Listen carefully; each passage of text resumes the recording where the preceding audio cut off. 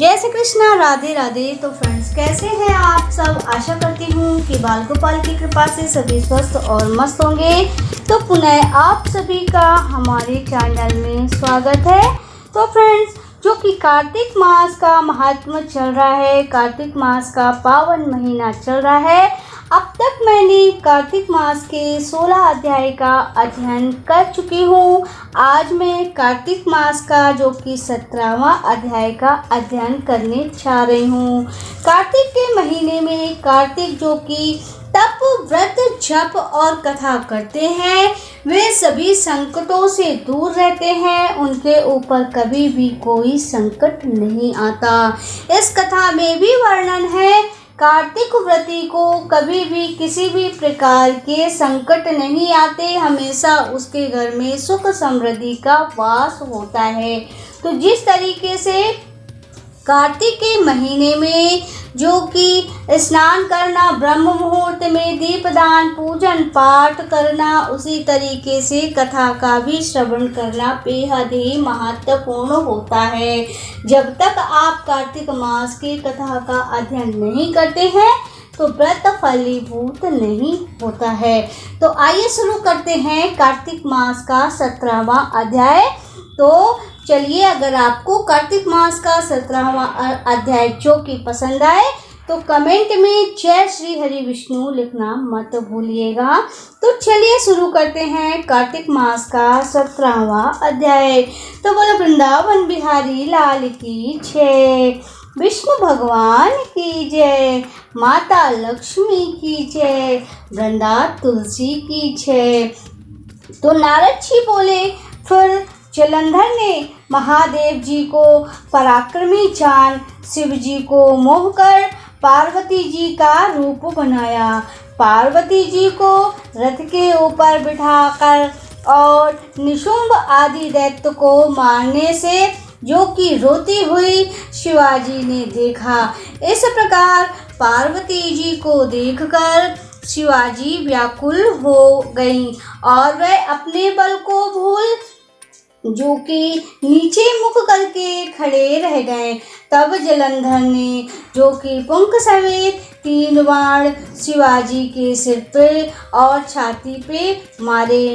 फिर विष्णु ने समझाया कि यह माया रची है और अब शिव जी ने ज्वाला माला का रूप, भयंकर रूप धारण किया है। महादेव जी का अति भयंकर रूप देखकर कई दैत्य उनके सामने ना ठहर सके और 10 दिशाओं में भाग खड़े हुए।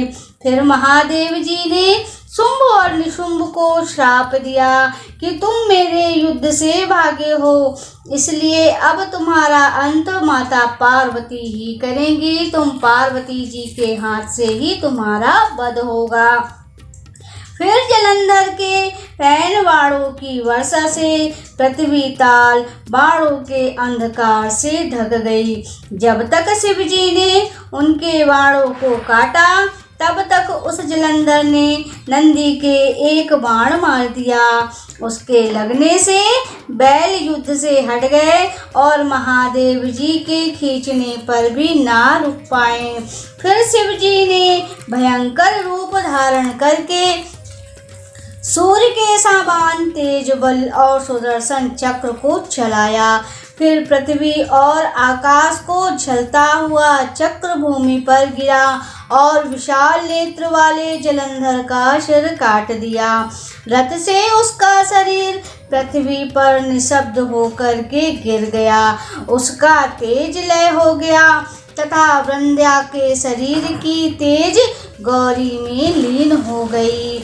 और अब इसलिए ब्रह्मा जी और देवताओं को बहुत ही प्रसन्नता हुई, बहुत ही आनंद हुआ और वे सभी शिव जी को प्रणाम कर देवता बोले, हे महादेव, आपने देवताओं की शत्रु की भय से रक्षा की है, परंतु एक बात और भी पैदा हो गई है कि वृंदा की सुंदरता से विष्णु भगवान मोहित होकर उसकी चिता की रज में स्थित हो गए हैं। अब हम क्या करें? रुद्र बोले, हे देवताओं, विष्णु का मोह दूर करने के लिए जो कि शरण में, योग माया की शरण में आप सभी को जाना होगा।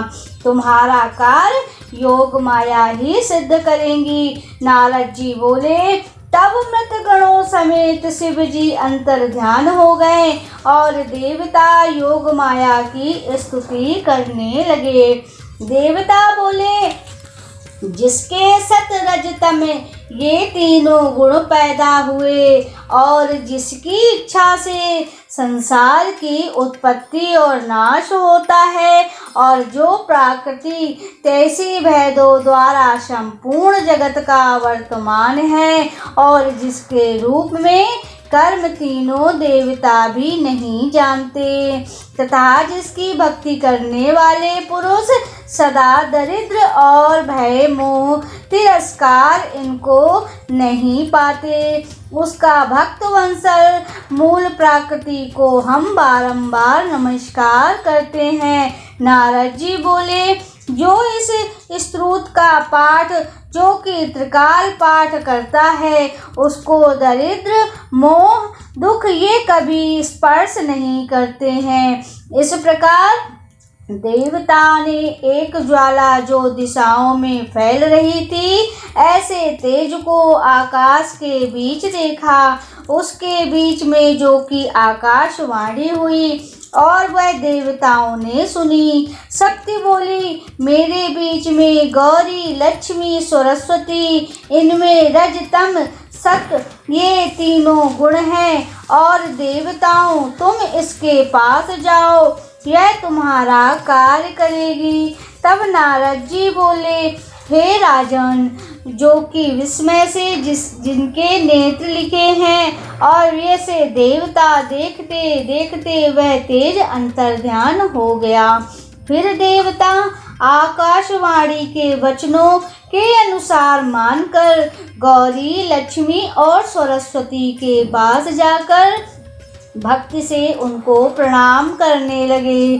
फिर भक्त वंशल देवी और देवताओं के शरण आए और देखकर उनको जो कि बीज जाकर दो बोधो, तुम्हारा कार्य सिद्ध होवेगा।